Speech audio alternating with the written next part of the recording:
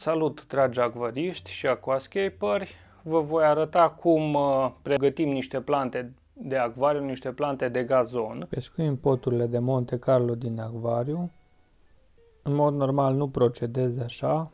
Nu e bine să le depozităm deoarece vata din interior conține foarte mult fertilizant și poate dăuna. Însă m-am grăbit. În mod normal le depozitez într-o găleată sau le las în punga în care au venit. Voi așeza materialul de lucru aici pe o tăviță și ca să nu ne deranjeze lumina acvariului vom pune un panou. Oricum lampa este dimată undeva la 20% ca să putem face acest video.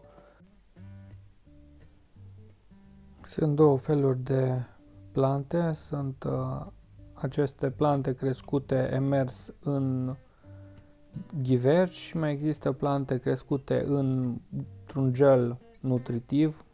În cazul de nerle mai nou folosesc un lichid nutritiv. Dar să revenim la prepararea efectivă a gazonului de Monte Carlo. Se scoate din ghiverci. Există mai multe feluri de a-l curăța de vată.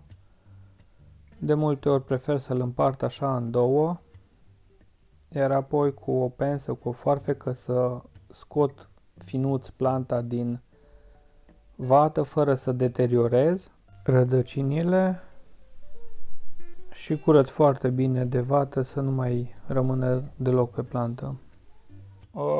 Scoatem așa finuț planta afară. După cum vedeți avem un lighean cu apă în care vom curăța foarte bine vata de pe plantă. Vedeți că iasă foarte multă mizerie afară din ea. Eu voi lipi pe pietre acest gazon. Nu l-am lipit până acum pentru că de câte ori am încercat să pun gazon într-un acvariu neciclat, nu prea a mers, probabil și din cauza lipiciului, el îl afectează puțin. Luăm o foarfecă spring cut și Tăiem. Zonele care sunt oricum distruse. Am reușit să obținem un ghiveci frumos curățat, îl punem deoparte. Avem nevoie așa de bucăți foarte mari pentru că pe aceste pietre de aici din spatele acvariului vom pune HC-ul să curgă așa frumos în jos. Asta va fi poziția lui în acvariu, așa că încercăm să luăm planta cu totul fără să o fragmentăm. O altă variantă de a curăța este să împărțim potul în mai multe bucăți și fiecare bucată mică să o curățăm individual. Vedeți? Îl desfacem așa în două, acum s-a făcut mai mărunt și acum curățim individual bucata aceasta. Dar eu prefer să am bucăți mari ca să le pun acolo sus pe pietre să curgă frumos. Dacă o să mai fie nevoie, le despart atunci în bucăți mai micuțe. Partea asta neagră se curăță, evident, încercăm să nu plioștim planta, curățăm cât mai atent, da? Fie cu o pensă fină, fie cu foarfeca. Cu foarfeca tăiem rădăcinile deteriorate, deci ce e deteriorat se taie. Avem o foarfecă fină, spring cut, nu e nevoie de scule mari aici la metoda asta. Avem și ultimul ghiveci, plante de nerle, după cum vedeți niște porții foarte mari, enorme. Întotdeauna mi-a plăcut să lucrez cu plantele lor, mai ales cu Monte Carlo de la Denerle. Da? Acum l-au redenumit puțin, nu se mai numește Monte Carlo, dar e vorba despre același lucru. Scoatem cu blândețe afară din vată planta, cât mai compact, cât mai împreună. Bun. Așa, și mijlocul îl îndepărtăm. Partea asta neagră nu e bună, e plantă moartă care a putrezit din cauza lipsei de lumină. O înlăturăm, curățim foarte atenți gazonul ca să nu rămână deloc bucăți de vată. Așezăm în tăviță gazonul care l-am pregătit deja și urmează să fie plantat, să fie lipit pe pietre, că practic îl vom lipi pe pietre exact ca și mosul.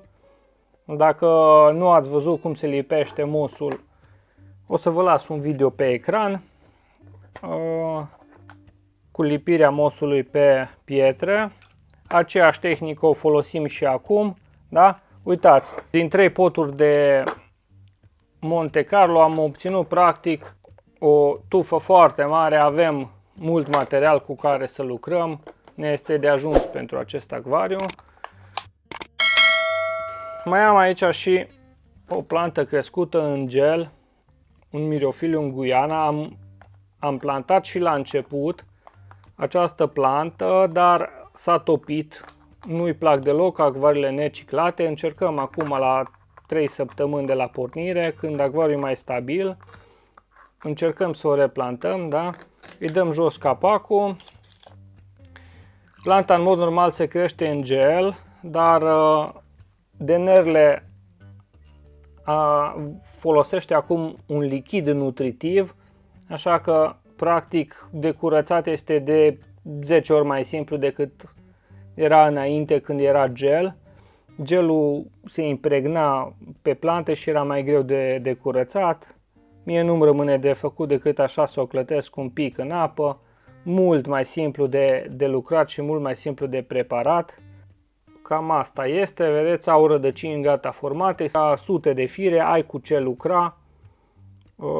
Foarte, foarte bune poturile acestea, acoperă o suprafață foarte mare. Din păcate o parte sunt deteriorate, vom alege numai firele frumoase și sănătoase. Oricum nu am nevoie decât de 20 de fire care să mi se prindă și apoi le voi propaga. Facem o clătire a gelului și le scoatem frumos pe tăviță, a lichidului nutritiv, pardon, că nu este gel. Ulterior le vom planta în locul dorit în acvariu. Cam asta e mizeria rezultată și asta este ceea ce am reușit să obțin. Sunt câteva sute de plante aici, Myrophilium guiana, care pot fi plantate. Așa arată pe partea dinspre rădăcină. Rădăcini albe, foarte sănătoase. Rămâneți cu mine până la final să vedeți și plantarea propriu-zisă, lipirea pe pietre.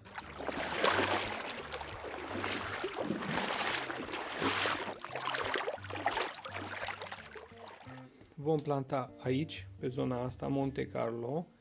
Încercăm să introducem în micile găurele din pietre și unde nu se poate vom scădea nivelul apei. De exemplu, aici e prea netă de piatră, vom scădea nivelul apei și vom lipi cu superglue, exact ca și mosul. Și aici vom planta Monte Carlo, îl vom lăsa să curgă așa frumos în jos, peste pietre. Nu am adăugat până acum în Monte Carlo, pentru că Monte Carlo pe pietre, în perioada de ciclare, nu se prinde, se topește. Acum că este ciclat cât de cât acvariu și este mai stabil, putem face o încercare. Avem poturi de genul acesta, destul de mari, le putem pune ca atare sau să le mai mărunțim. Deocamdată pe acesta îl voi pune așa cum este, întreg, iar aici, în zona din față, fie voi aplica puțin glue, fie aș putea să pun o piatră ca să îl țin acolo în poziția respectivă, să-l țină aplecat. Bun, aici este o crăpătură, încercăm să-l introducem, îl apăsăm cu blândețe și el o să se prindă în timp.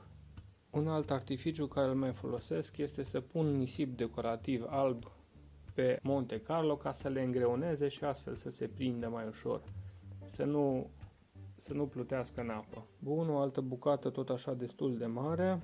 Nu știu dacă ne ajută să fie așa de mare. Punem aici bucata asta, parte din ea, o rupem într-o bucată ceva mai mică. Ne asigurăm că intră foarte bine în zona de interes. În zonele în care avem pinatifida, ne folosim de pinatifida și introducem HC-ul sub pinatifida. În felul ăsta va fi cumva ținut în jos de către pinatifida și se va prinde, bineînțeles. La fel procedăm și în partea asta. Monte Carlo este proaspăt, din cauza asta are culoarea asta verde crudă. Îl introducem aici în crevasele acestea pe care le are piatra. El se va prinde și va crește așa ca o cascadă în jos. O plantă care mie îmi place foarte mult și pe care o folosesc în majoritatea scape-urilor pe care le fac. Bucata este foarte mare, dar nu are cum să stea. Vom lipi cu super glue pe acea zonă, dar pentru asta e nevoie să facem un schimb de apă. Serăm nisip și în felul ăsta se îngreunează. Dacă cade jos, nu ne încurcă cu nimica. Mergem și pe celălalt versant. Peste tot pe unde avem gazon preserăm nisip. Planta nu pățește nimica, oricum iese la suprafață. Mai punem și pietricele. Și pietricele urmează oricum să adăugăm până chiar înainte de poza finală în prim plan. Așa că dacă se împrăștie prin acvariu și se răstoarnă, nu este nicio problemă, nu este un impediment. Așa se poate proceda și cu un gazon mult mai delicat, cum este HC Cuba sau cu alte gazoane. E o metodă pe care o folosesc cu succes de mult timp și care am folosit-o la multe scape-uri de concurs ca să cresc gazon pe pietre. Bun, arată bine, mă declar mulțumit.